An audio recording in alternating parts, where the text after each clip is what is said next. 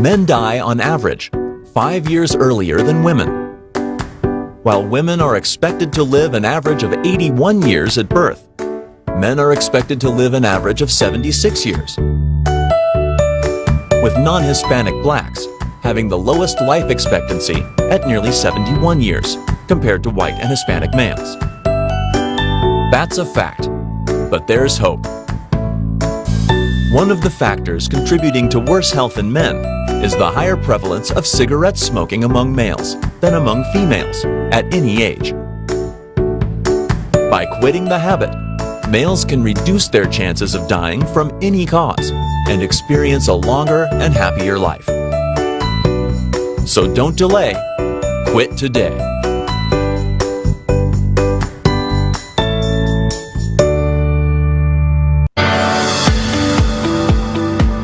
Hi, I'm Pastor Eladio Davis.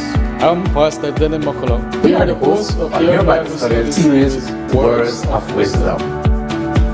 In 2 Timothy 3:16, God reminds us that all scripture is given by inspiration of God and is profitable for doctrine, for reproof, For correction and for instruction in righteousness. Words of Wisdom is a specially designed program brought to you by ATN in an effort to share the Advent message to our friends and faithful viewers who are yearning to build a growing and saving relationship with Jesus Christ. If you want to learn more about our rich Adventist heritage, basic fundamental beliefs, counsel and courtship and marriage, Or simply a deeper study of God's written word, then join us Wednesday mornings at 10 a.m. on our Facebook and YouTube pages, as well as Channel 98 on Central TV. Join in and be a part of this special Bible studies effort by praying that God continues to lead and bless this ministry, by becoming a faithful viewer and inviting your friends and family to like and share our programs, by your kind donations and of course your generous financial contributions. Contact us at 416139351 or send us an email at atn@cbm.belizeunion.org. We are located at 10 3/4 miles Philip Golson Highway. Thank you for being a part of the ATN ministry. It is our prayer that you will keep the book of the law always on your lips. meditate on it day and night, that thou mayest observe to do according to that which is written therein. Then thou shalt make thy way prosperous and have good success. A new dawn of hope is here. The Footprints of Hope, Walking with Jesus online series with international speaker Glenn O. Samuels. That he is a God who can feel our pain. Join us nightly for a celebration of music, praise, powerful messages on health and your life's purpose. His loving kindness knows no boundary. Stream Hope Beyond on YouTube starting January 15th at 6:30 p.m. Miami time. Visit our website at hopebeyond.net and stay up to date with the latest on our social media platforms. Your new life is just a click away.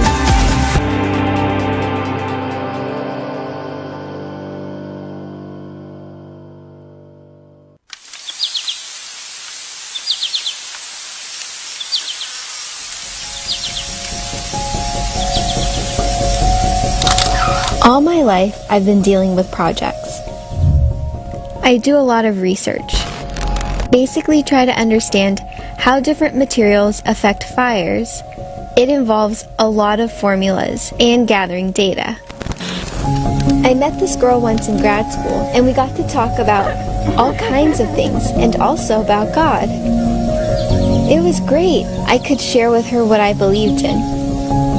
And then I got busy with my own research and realized I may have treated her like a project. Like, I kind of expected her to change herself. But people are so much more than projects. There's some kind of human connection to it. I think we're supposed to share our lives with those around us, but sometimes just being with them, being their friend, that's the best way to find true connection. And that's what witnessing is to me, relationships and friendships.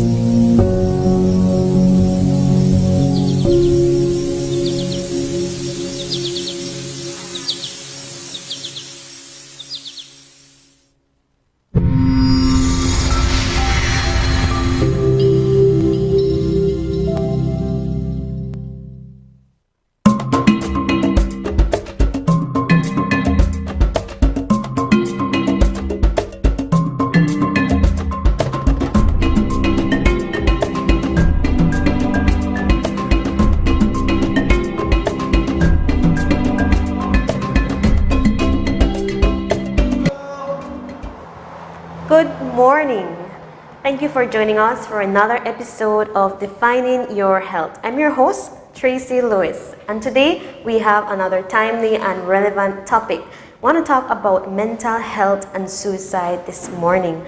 And so with me on set, I have two professionals. I'm going to ask them to introduce themselves, tell me where they work, and a little bit about what they do on the services. Mr. Leon and Ms. Deshane, our special guest this morning. Mr. Leon? Hi, good morning everyone. I'm Leon Leslie. I currently work at the Community Counselling Center as the Clinical Psychologist there. Okay, thank you for being with us here this morning, Mr. Leon. Are you nervous? No. All right, you're no stranger to the camera, so we're glad to have you on set with us. Ms. Deshane? I am Deshane Lopez. I am a clinical psychologist and the owner of Counselling Psychological Services in Belize City. Lovely, all right. So Mr. Leslie works at the Community Counselling Center. It's a government subsidized service, right? So you all accept walk-ins, and so we can come for services there. We'll talk a little bit more about access. And then Ms. Deshane, this is a private. It's a private. All right, so it's a private practice that Ms. Deshane has. So we have both perspectives here this morning, and so we want to talk a little bit about mental health. Before we get into the topic of suicide, what really is, just for our viewers or children, a basic review of what mental health is. You have physical health, but what really are we talking about when we use the word mental health is real? You know, that's a phrase that we... So, Mr. Leslie? Mental health is basically the way you are able to regulate your emotions, your feelings, your thoughts in a healthy and in some people unhealthy manner in order to function in a daily life. Your mental health basically governs how you're able to move along every day. So a well-balanced mental health is very good as opposed to an unbalanced one. Right. And so, Ms. Deshane, why is there sometimes a negative connotation when we use the word mental health? Like, why is there such stigma attached to that? Well, I think a lot of time people think mental health, they think about psychiatric problem or something mentally wrong. Your mental health encompasses your entire being, everything that makes you a person, socially, financially, academically, personally, your friendships, your relationships, all of that impacts your overall well-being. And so a lot of time when people think mental health, they only think about something is wrong with your head, but something could be happening socially, with your friends, with your relationship at school, financially, that impacts that, right? So all of that encompasses who you are as an individual. So a lot of time the concept is narrow rather than looking at mental health as your overall well-being. Right. I love that. Because when we think about physical health, we're okay. Everybody has a physical health history. Everybody has a mental health history. So it's not to say this person has a mental problem. We all have problems, like you mentioned. Things impact and affect us. So the health part of mental health is ensuring that we have access to support and assistance, right? So in what ways are mental health specialists and professionals as yourselves, why is it important to access these services? Well, I have a quote that I always like to say, that we all need someone to go to. As professionals, our training has allowed us to be able to understand how the brain processes information, how different things impacts us, and we learn strategies and interventions of how to be able to do that. So a lot of time when people think of mental health specialists, they think about someone that they will just sit and lay in a chair and talk to. And black coach, Yes, kind of. but that's only a minute part of it, right? It's not just about talking, and that's what separates mental health professionals from your family and friends, is because our training allows us to go a little bit deeper, that you're learning and unlearning. You're learning strategies, you're learning how to process and to release the pain that you're experiencing, and you're also unlearning the belief systems that you've had that has made you feel trapped at times. So it's a mixture of learning and unlearning, which separates us from paraprofessionals, from family and from friends, is that level of training that we receive. Love that. I love that you made it so simple to say that there is an unlearning process. Sometimes, Mr. Leslie, what are some of the things that family and friends do or say that distinguish them from professionals in terms of not necessarily being the right thing to say or do? Families often look at a person more from a person perspective in that they don't understand what they're going through, their feelings, their thoughts, and would just look at the person and say, just snap out of it, things will get better. While saying those things may help certain people, in a lot of cases, you don't know if things will get better, how long it will take for it to get better. So a professional now will sit down with the person, be empathetic to that person, begin to understand and feel what that person is feeling through, and start that journey. Counseling is a journey. It's not necessarily an end goal. You may reach your end goal within a month, within a year, 2 years. That journey basically is a lifetime.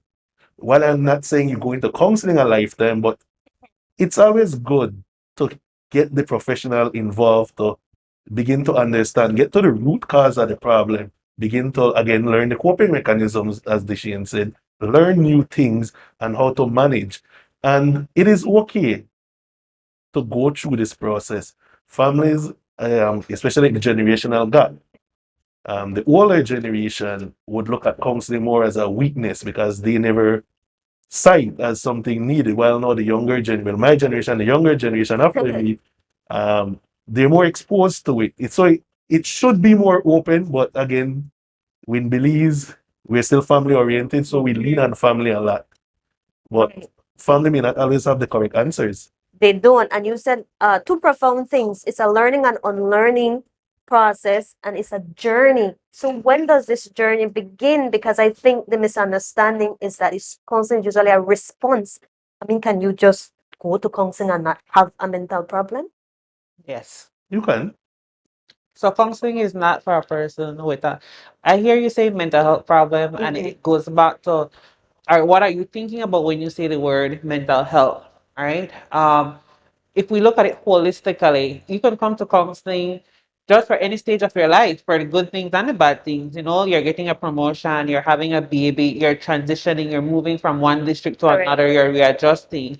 But it's also about learning about who you are as an individual. We have all experienced things growing up in childhood that impacts the way we see life, right? And so sometimes it's processing to figure out, okay, where do I want to go next, or to solidify certain things.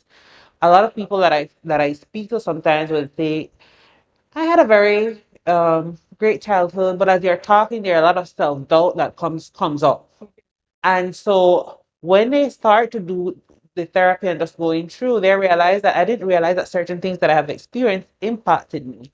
But they didn't come to therapy because they have some of the severe things that we typically think about when we think about mental health, such as depression or anxiety or some psychiatric condition. But they were just at this point where they felt stuck and they wanted to process and they wanted to understand. And sometimes people just wanted a safe space. So I sometimes I have people come in and say, I just need someone to talk to process what I'm going through right now.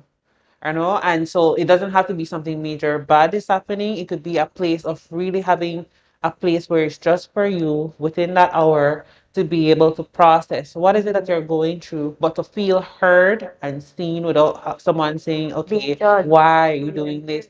Or saying, you know what, just get over it. Or why do you think about that for? It's a place where it's about you, it's about learning, but it's also an opportunity that you don't have to worry about the responses about your family and friends. You don't have to say, I wonder how my sister or my brother will think if I say something like this, or my friend would think of me. It's an opportunity now. You have a stranger that is there. And one of the great things that I like that people always say is they feel a sense of warmth and comfort when they come in.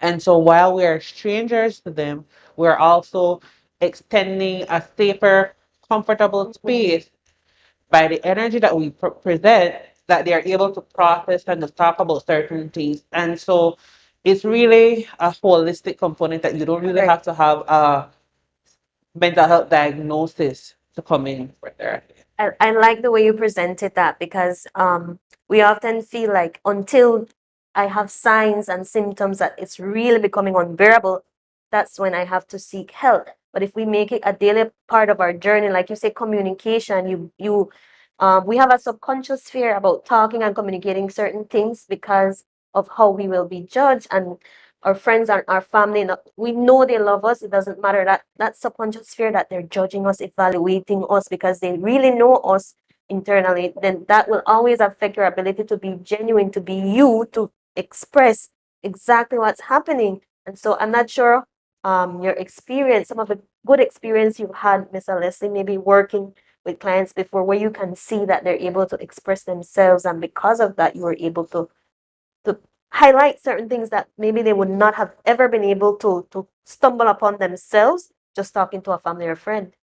Yeah, the first session, initial session in counseling, it's always I call it like a boxing match, where Okay. you begin to the client begins to feel you out.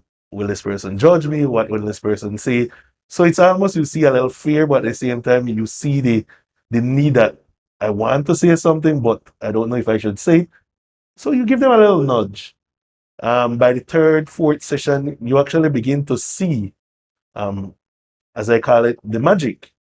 And you move along with the person. By the seventh, eighth, ninth, again, you see more progress.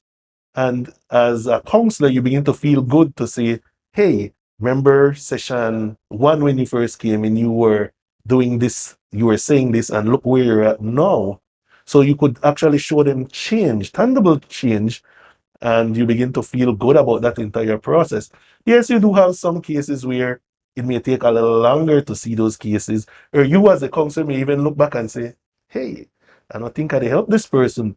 But some people generally will say, hey, they help me a lot. I feel it every day. I get up more energized. I can see where counseling is needed. And you see them come every day, every week. So that is also rewarding. While you may not feel you're doing anything, just seeing them every week, showing up, it means something is working. I think that's because, again, one of the differences between our regular caregivers is that there are techniques that are being used where you're able to actively listen. Sometimes as family members, we don't really listen. We listen to respond, and we don't really hear or see that person. And so there are techniques that are being used so that that person can be empowered to help themselves. We're not always able to do that as regular person, because they are the ones that are experiencing difficulties and challenges that they will have to cope through. So it's to provide some of those coping mechanisms. Mr. Shane, when we talk about mental health, we just did a little background there about the importance and the context in which it occurs, but we want to touch the topic of suicide, because we mentioned that you can go in before. What exactly is suicide and suicidal ideation? So suicide is the act Mhm. of um, ending your life. And then you're like, Suicide ideation could be an active one or a passive one. Active means you're actively thinking about ending your life, and passive is you have thoughts about death, you have thoughts about not being here, but you're not really in that process where you're considering actively going through with it. A lot of time people float in the idea of the passive one, where they consider what it would be like if I wasn't here. They think about that.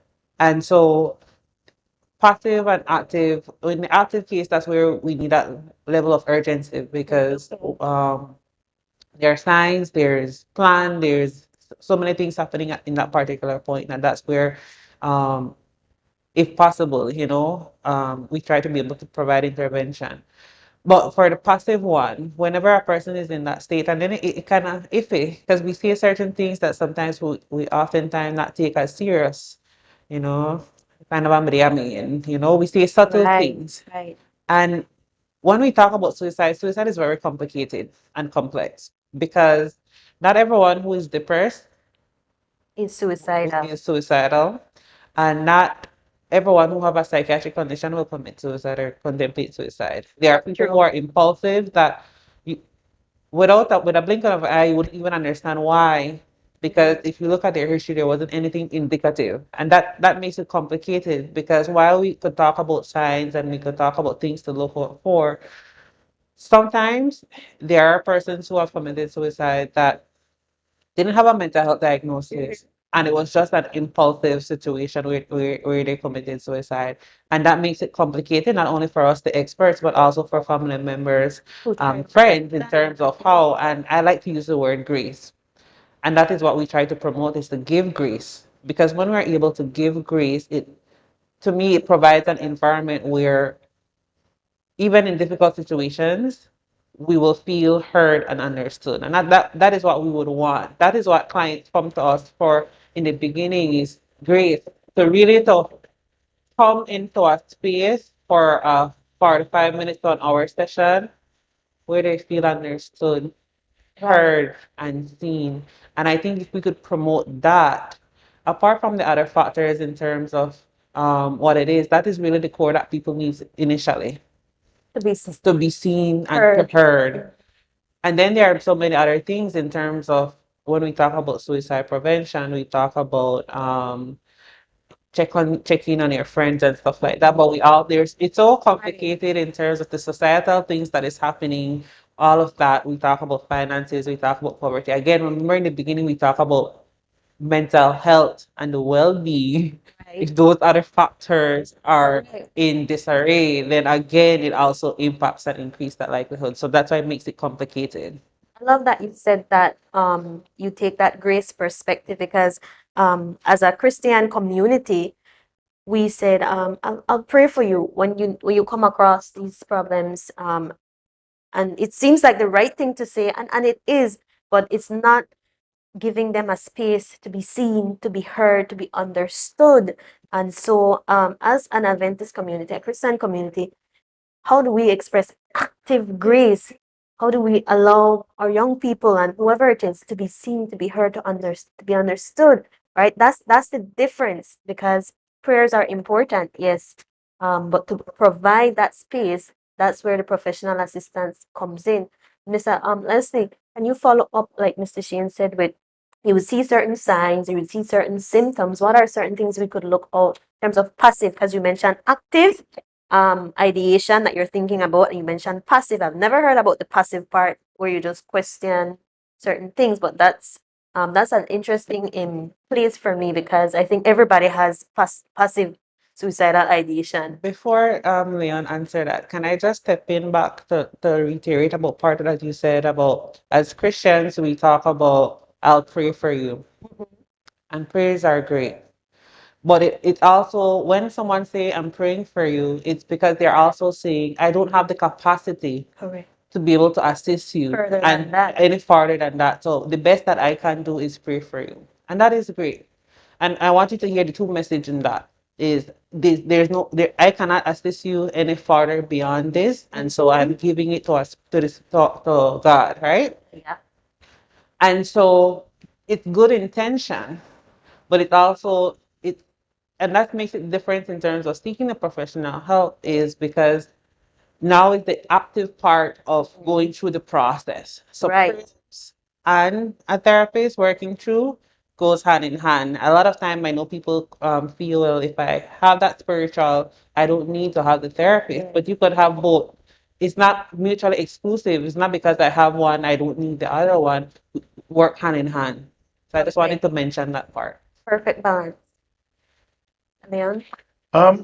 Passive ideation, as you said, I believe everyone goes through that at some point in their life. Very common in your teenage life. When you have these arguments with your parents or with friends, you have these thoughts, again, what would life be like without me? And you contemplate that. Nothing's wrong with that. That is okay.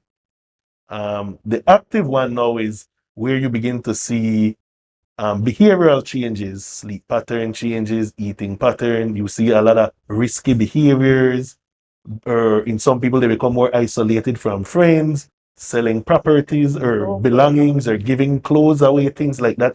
When you see those signs and you actually hear the person saying it also, that, hey, I think I will hurt myself, I think I will kill myself, paired with the signs now that's very high risk. Because now you have two indicators, a verbal and you see the physical aspect. And that is when someone has to step in. If the person is not willing to seek help on their own, someone, a friend, family, who is witnessing these things steps in. And Right, thank you, Mr. Lam. But for our culture, it's not something that we are as familiar with. So how do you step in without being forceful? Like, how do you introduce the idea that, you know what, you said something and it has me worried. I think you need to go and get mental health. Like, that approach would scare I am thinking the regular Belizean young person or adult, they might take it as offensive. So how can you approach someone or refer them to get to that space? You um, Miss Deshane. initially, you would tell the person, hey, I notice your behavior is changing. I know, as a friend, you indicate things and you ask them, everything okay? Are you, is there something you would want to talk about? And nudge the person. You do, and I'm here if there's anything you would like to discuss. If it reaches the point where the person said, yes, something is wrong, you as the friend suggest, do you want us to go together to seek help? So be there as the support to go. As the friend also, this is where now friendship is very important, where you need to be there for that person 24/7. If the person does say, hey, something is wrong, you have to be available for that person, because the minute you're not available, you may be the one pushing the person over the edge inadvertently. So if you as a friend cannot handle it, again, you gotta, hey, do you want us to go get help? I could go along with you. I could take you. So don't let the person feel alone, that, hey, you're alone in this world. Some teenagers, they may not want their parents to know. So again, as a parent, how do you balance this line? You just have to offer, I am here if there's anything you would like to discuss. So try not to judge the person. Just offer yourself that you're here. And hopefully the person comes around. Not necessarily nagging neither. You know, every minute you're all right, because that's nagging. But just offer, lend a olive branch. Hopefully the person comes around. Some people, sadly, may not come around. We can't do anything there. Deshane, you wanted to say something? Um, so what I wanted to ask is, in terms of language, people always want to know, well, what would that sound like? Right. If, How do I and say? so how do I say that? I think how you started off was great. Contrary to what people think, that people won't find it offensive unless you put it in front of a crowd or, you know, in a shaming manner. But if you go privately and say, well, this is what I'm noticing, I am concerned, and be honest, I don't know What to do? but I want to help. People love that honesty. For parents, what I would want to encourage them is, a lot of time, children and teenagers don't feel like their parents understand or have never experienced it themselves. And so again, grace with yourself and with others is, I know it could be hard at times. I get sad. We validate. So sometimes if we don't know what to say, is we name the feeling that you're seeing, name the behavior that you're seeing. What does that look like? Can you give me an example? So for example, name the feeling. You look very sad. I see that times you're trying to smile, but I also see that you're struggling. So you're not asking them, you're identifying it and you're naming it for them. So that release some of the pressure. Once some of that pressure, even if at that moment they don't say anything, they feel seen, they feel heard. And being heard is also from the nonverbal component. That now it's creating a next message. So, and at another point, they may feel that, okay, I can go back to you now because you have seen me even when I didn't want to be seen. Right. And so it's similar to when we have young babies, when we're teaching them about emotions, we name it for them. Oh, you're hurt. We're naming it for the child. And it's the same way in all across the lifespan. Is sometimes it's easier to not question. It's better to just describe what we're seeing and be honest. This is as much as I know how to. But like Leon said, we can go here, X, Y, and Z, and we can make the appointment. I can go with you, walk through the process with them, even if you don't have the full story. But validating the feelings is usually a softer way, but it's also a more graceful way. I love that. Naming the feeling, and you said a mouthful, and some really important skills that we need to learn as friends, families, and caregivers. So those are some of the ways that we can assist, and to be mindful of our language, our tone, the way we frame assistance. Because when you say that somebody needs help, they might say, well, I'm so terrible that I need help, right? But it's just framing it that you can have a conversation, or I've had a conversation, and it's just to talk about how you feel.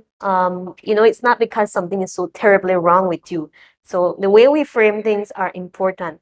So when we come back, we're about to go on a break. I want to thank our viewers for joining us, and we're live here at the studio. If you have any questions, Mr. Leslie and Mr. Deshane is here to assist you. So if you have questions, leave it in the comments below. Continue to like and share our pages.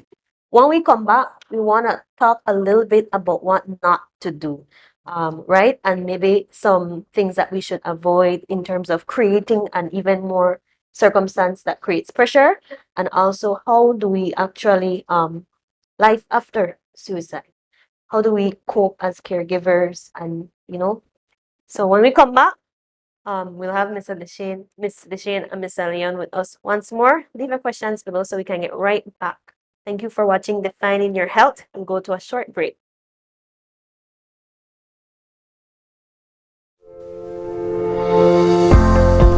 Hi, I'm Pastor Emiliano Viamel. And I'm Elder Shane Neal. And we're the hosts of Hour of Power. We are ready to pray for you and with you. Prayer is the key that unlocks heaven's door. In Philippians 4, 6, and 7, God cautions us not to be anxious about anything.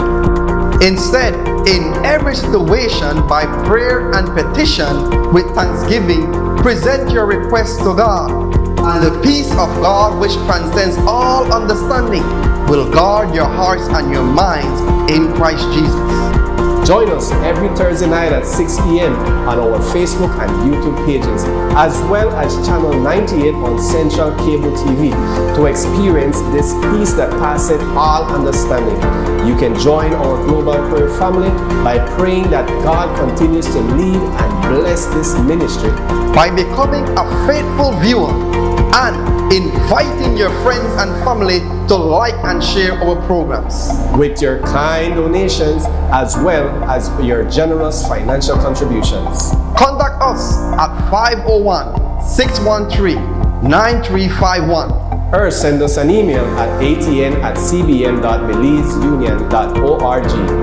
We are located at 10 3/4 miles Northern Highway at the Tubal Trade and Vocational Institute. Thank you for being a part of the ATN ministry. And we pray God's richest blessings upon you and your family.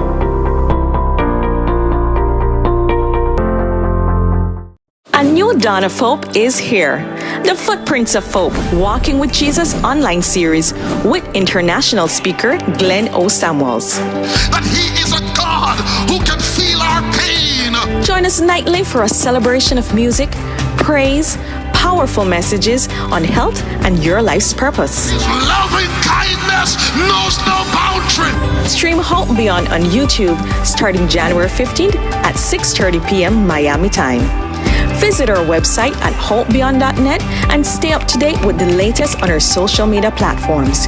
Your new life is just a click away.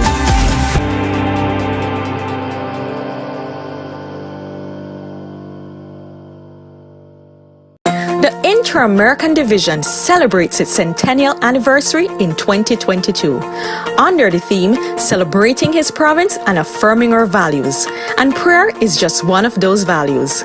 The administrators of the Inter-American Division affirms this value with an initiative called 100 Days of Prayer, starting February 1st to May 11th, 2022.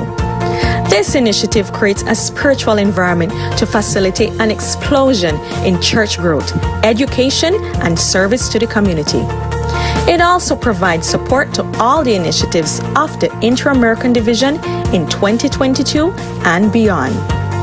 Spiritual reflections inspired by the Holy Spirit have been created for each day. These reflections consist of Bible-based gems, promises, and prayer emphasis. We urge families, churches, conferences, and unions to participate in this movement of intercessory prayer throughout the territory of the Inter-American Division. The reflections are available in English, Spanish, and French.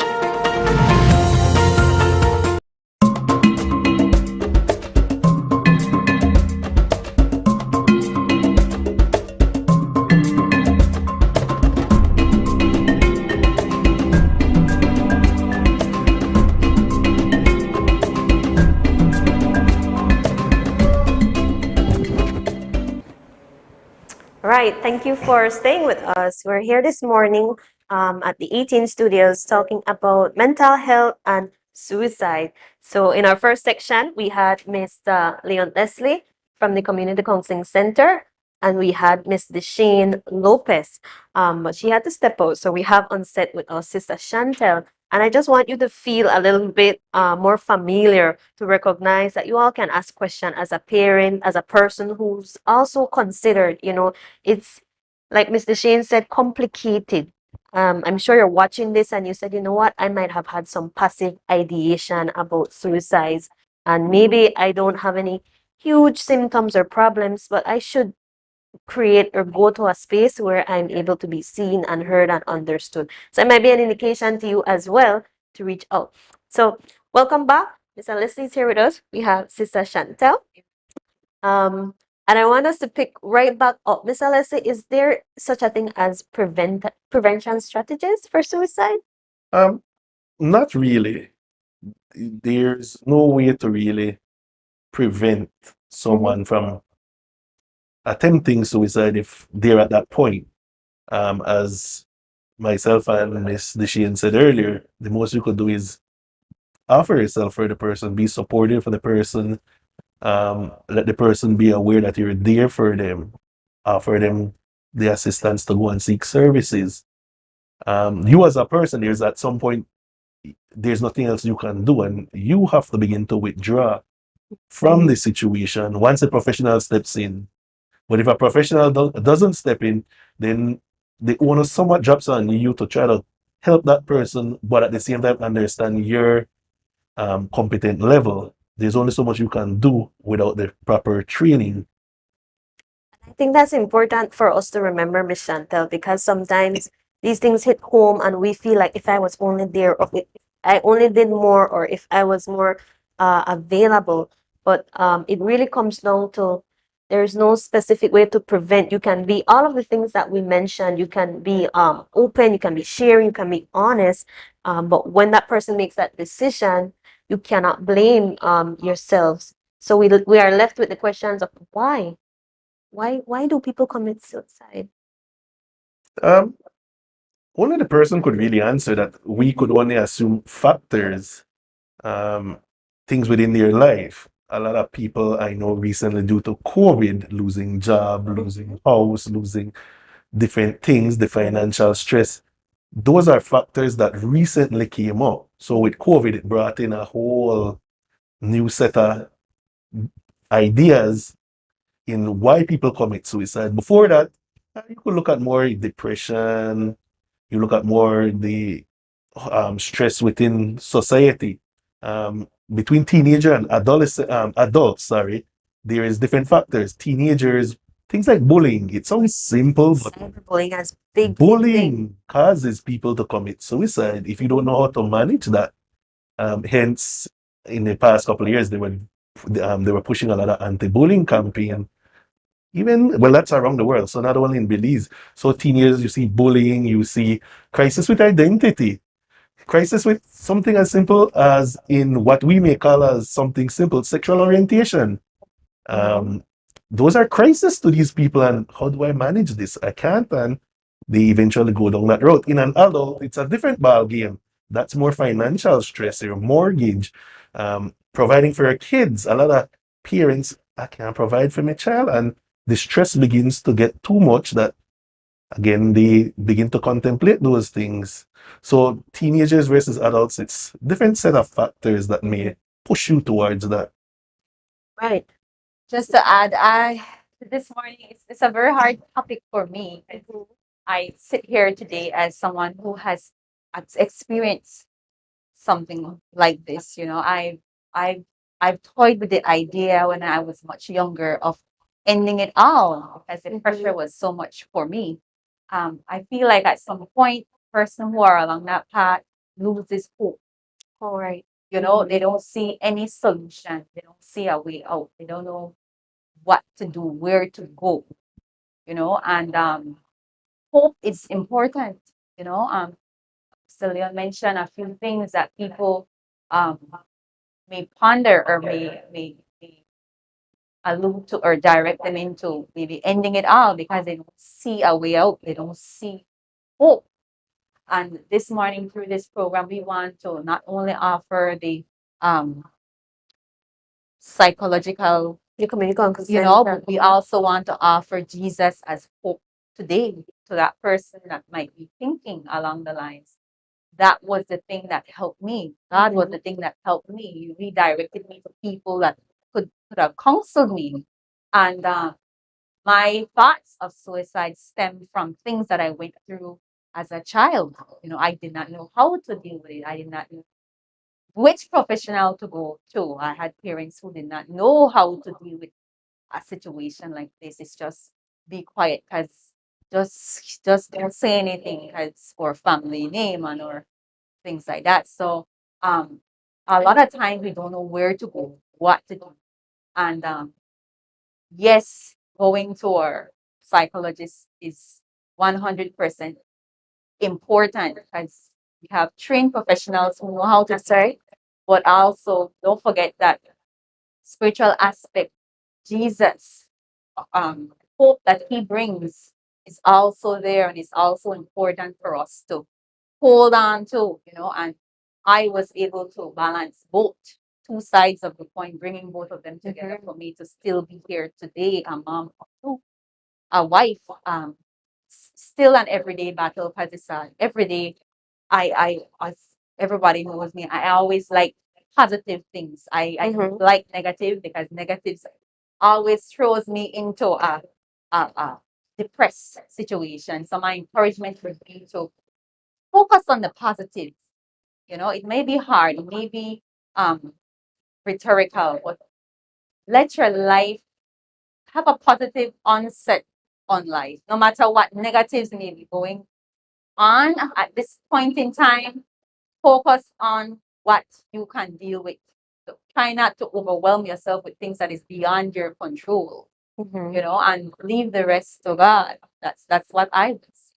I like that you brought two sides of the coin. You brought the professional assistance and you made sure that you reminded us of the spiritual component because as a Christian community, we might sometimes have the belief that you know, when these things happen, it's because you weren't spiritual enough. You were weak and you should have known that there is hope in Jesus, that God is bigger than suicide and all of these phrases. And that's perfectly true. So the thing about hope is that that's also a mental process. That's also a mental function. And we want to encourage hope in Christ and hope in Jesus.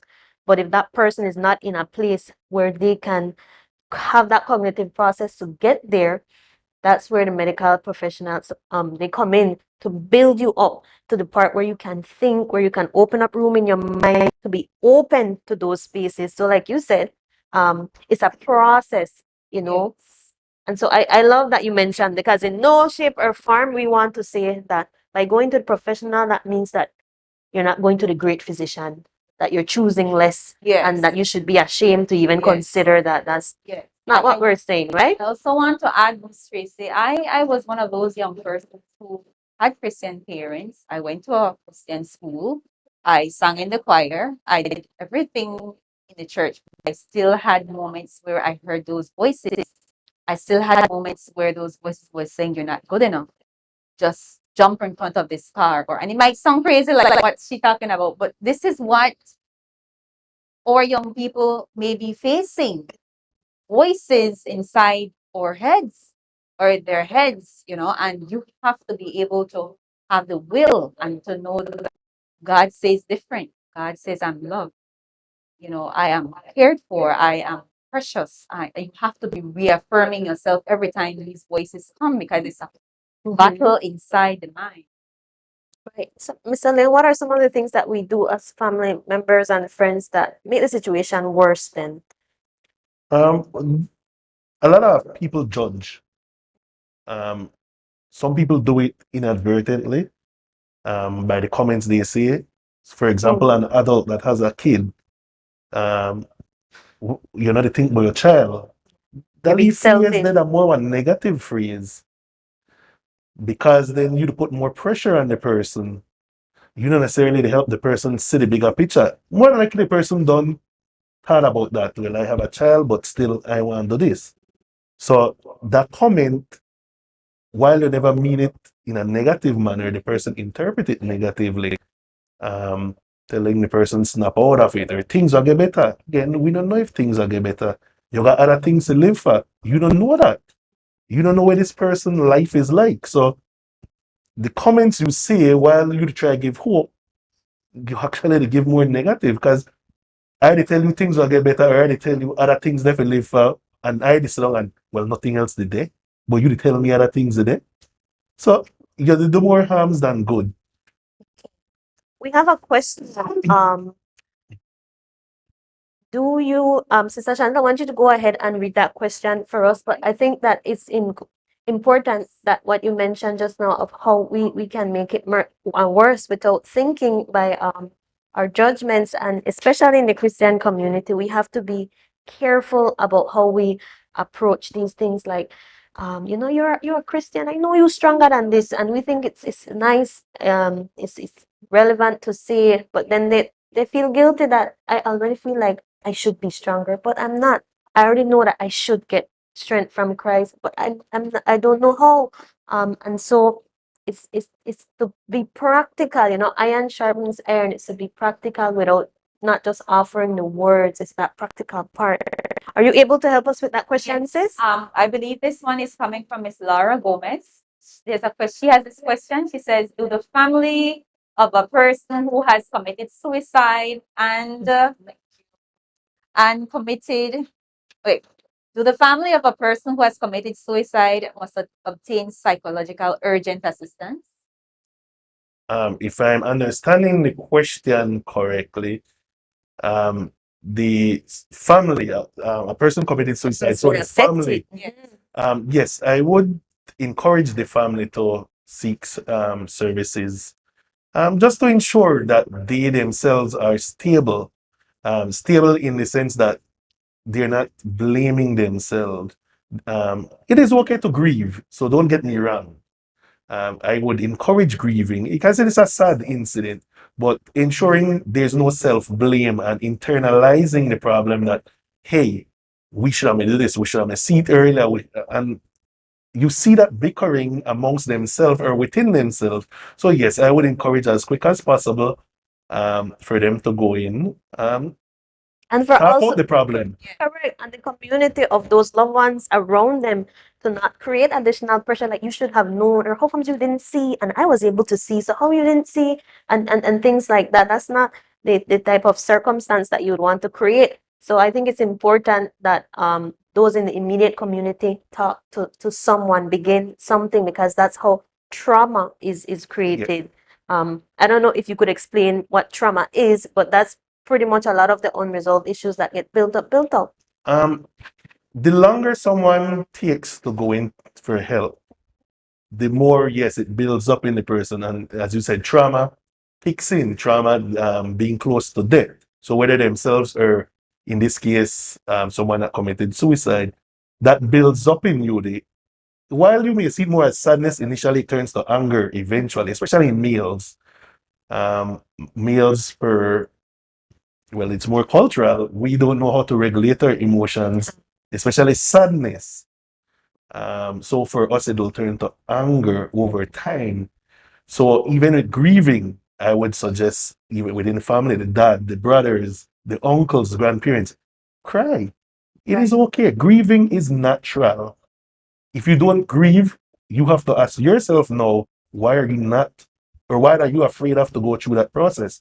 And as I said, males, we like act tough, but we're humans. We feel sadness, but we prefer not to show it. And in counseling, I encourage it. I've been there, been through counseling, and to me it's fun, at least when I went.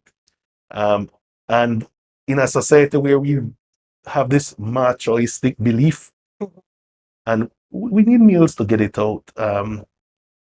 I always feel for the dads of these families where someone commits suicide and how they're processing it, because again, they're reluctant to come in. And even if they come in, they don't want to talk.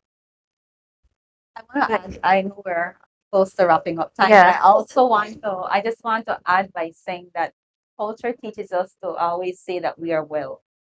Anybody greets you, how are you doing today? I'm well. That's the first thing we always say. Right. Even though you know you're not well. And I used to always say, I am well, I'm doing okay. We're persons on that path. We're one of the greatest pretenders. You know, we will cover it up as much as we can, and we will have a big smile, and we want to sing, and we want to make everything look okay. But when you get home, you're not well. So if to a viewer out there that maybe along the path or thinking passive, what's the word we learned today? Passive ideation and Yeah. active suicidal Might be having ideation. passive thoughts, you know, get to the point of where you say or feel free to say that I am not well, I'm not okay, you know, and that's what I've practiced. If I'm not feeling well, I will not say I am well, you know, because you are putting off the front of you're pretending, Right. you know, and you may say that you are well because you don't want anybody to worry or to get into your business or anything like that. But if you're not okay, you're not okay. True. So you remind me of one of the recommendations from Ms. Deshane to name the feeling. You practice it in yourself. The person that's on the outside looking in, they practice it, but you as yourself name the feeling. This is how I feel. This is why I feel this way. To be reflective, Mr. Let's say, I'm not sure what are some of the exercises you recommend to persons who have these ideations, passive ideations. Well, as I said, it is okay to have passive ideation, but when you say analyze it, is it something that will get out of control? Is it something that I cannot overcome? And if the answer to those is yes, then that is where, hey, let me speak with someone to get a little assistance in analyzing these thoughts and how to cope with it. Coping now is something else because that is unique to each individual. Okay. What may work for me may not work for you. So with coping, that is where when you assess the person, you have to really do a holistic understanding of what the person is interested in, what the likes and dislikes. Some people use exercise to help them manage and cope along with the counseling. Some people tap into the spiritual aspect along with the counseling. So you have to begin to mix and match what works for each individual. And something important I want Belizeans to understand, counseling, not because it doesn't work with one therapist means it will work with another. That's a fit. Counselor-client relationship is a fit. My personality, your personality, we need to mesh. And within to build rapport and exactly trust. within the first 2 or 3 sessions, you will begin to feel, it's not a good fit. And it is the counselor's duty also to say that, this isn't a good fit for us. Maybe you should try this person, try that person. So never give up if it doesn't work with one therapist. Try another therapist. See if it works with another therapist, because I said it is a fit. You have to fit that puzzle together.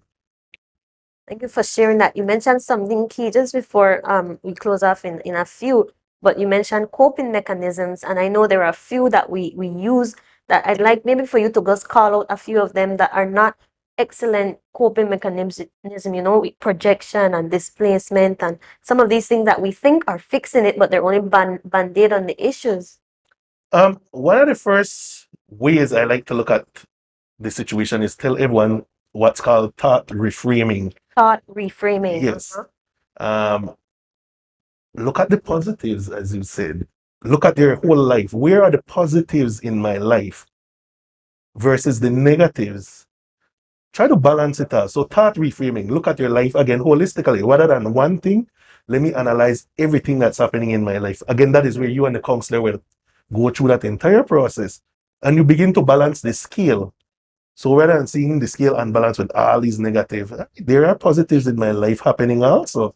So thought reframing, get them to see it differently. That goes along with thought stopping. So when I'm beginning to think all these negative thoughts, how to catch myself and put myself back in that happy place. As I tell everyone, I like them to reach what's called, I call it Peter Pan. Peter Pan. You reach a Peter Pan moment where you find that happy thought and you hold on to that happy thought to give you strength every time you feel discouraged, you feel down. That happy thought will keep you pushing forward. I'm not sure who all familiar with Peter Pan, but I call it as a Peter Pan. You with Tinkerbell spreading here, and it allows you to fly. Takes you to a different place. Exactly. Because when you feel like that, a lot of signs you don't want to get up, you don't want to shower, you don't want to do anything, you don't want to speak. And so as soon as you see a person like that, you know that they're going through something very difficult, and we have to recognize and appreciate that they need that space for empowerment. When I think about stresses getting to you, I like to think about the glass half full, the glass half empty. It's not so much whether the glass is full or empty, but if you have even an empty glass in your hand, it's actually how long you hold it in your hand. Because if you hold it for 5 minutes and it's full, that's nothing. But you hold on to that for 3, 4, 5 days, 10 years, that's when you'll feel the weight of it. And some of the issues that we go through that lead us to this place of thinking about ending our lives is how long we've been holding on to trauma, how long we've been carrying certain stresses, and so that's why we need help, because the longer we hold on, the deeper it is we don't know how to really let go, and it's exhaustion, right? So I like that you said that, because it's important for us to let go of things. then Let go of things. You know, I used to be that person who hold on to years and years and years until it's eat me up from the inside. And I got to a point where I just had to just say what I had to say to whomever I had to say it. And you know, that's how I live my life now. I don't hold on to nothing. If whatever I'm feeling, you will know. In a respectful way, of course. You will know and know how I feel, because I will not hold on to it, and whatever happened, I move on. But it takes therapeutic work to reach that point. It does. So It does. again, journey. It's a Yes, journey. It is. I want you to share with us how we can access a starting point on this journey. Where's the office? What's the phone number? How can we get in touch with you, Mr. Leon? We're located on the Lake Independence Boulevard. The easiest way to locate it is the new bridge by Chetamal Street, but on south side. For those who are familiar with south side, we're at the end of the Gungulung, here they call Gungulung. It's a big yellow and orange building that says the hub on it. Our phone numbers are 227-1406.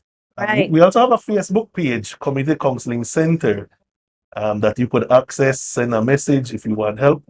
Referrals can be done over the phone or walk-in. So either one you prefer. Again, if you prefer, do it through Facebook. If that is the only means, go through Facebook. Is there any services that are free, or you want to tell us a little bit about pricing? It is free. All our services at the Counseling Center is free, and we service kids, adults, teenagers, couples, family. There's nothing off limits per se. Wow. All we ask you is to come, have an open mind, and let's start this wonderful journey. Right. So this government service completely free, and we have how big is the team? We have several clinical psychologists that work there at the hub. There's 3 of us and our coordinator. We also do I forgot to say, we also do through Zoom, WhatsApp, Teams. So we also do virtual sessions. So if you cannot make it in, or if you're hesitant to come in again due to the pandemic, we could always set up virtual sessions through WhatsApp, through Zoom, through Teams, if you have any of those platforms. Right. Perfect. As I said, there's 3 of us. Myself, you have Miss Isigiri and Miss Palencia. Miss Palencia is our Spanish-speaking counselor, so we do have a Spanish-speaking counselor on board. So for the Hispanic culture who prefer doing it Spanish, she's there to do that. Thank you so much. All right. So I want to share with our viewers that we have the information, we have access. It's actually free at the Community Counseling Center. And remember, Ms. Deshane is there as well, 636-0820.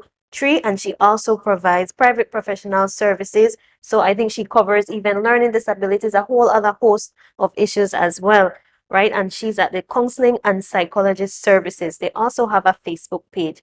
So I want to encourage you that if you have even an inkling of a thought and you just want to check up, I mean, health is not something you wait until something goes wrong. You just want to check in, you want to have a conversation and learn some skills and techniques. Have that conversation. Go in.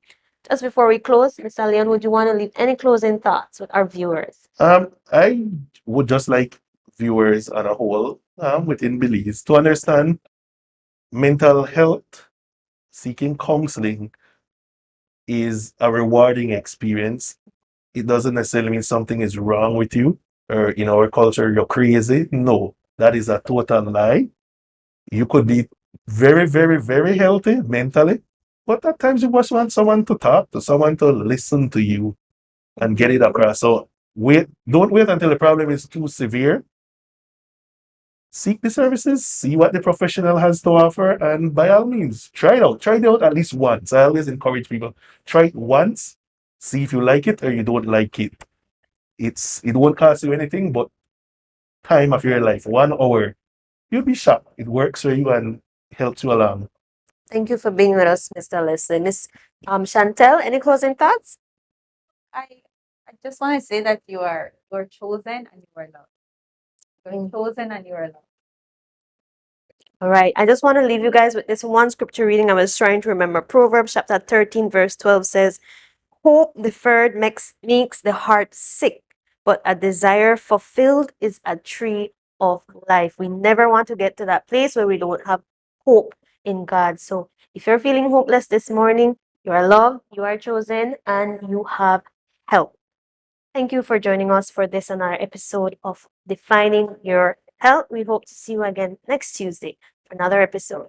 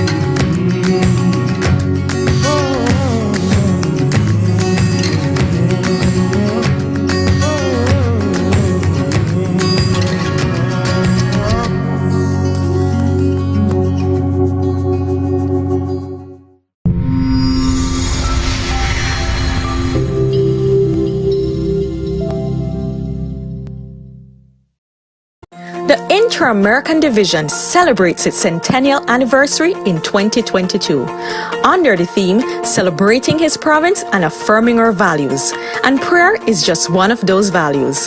The administrators of the Inter-American Division affirms this value with an initiative called 100 Days of Prayer, starting February 1st to May 11th, 2022. This initiative creates a spiritual environment to facilitate an explosion in church growth, education, and service to the community. It also provides support to all the initiatives of the Inter-American Division in 2022 and beyond. Spiritual reflections inspired by the Holy Spirit have been created for each day. These reflections consist of Bible-based gems, promises, and prayer emphasis. We urge families, churches, conferences, and unions to participate in this movement of intercessory prayer throughout the territory of the Inter-American Division. The reflections are available in English, Spanish, and French.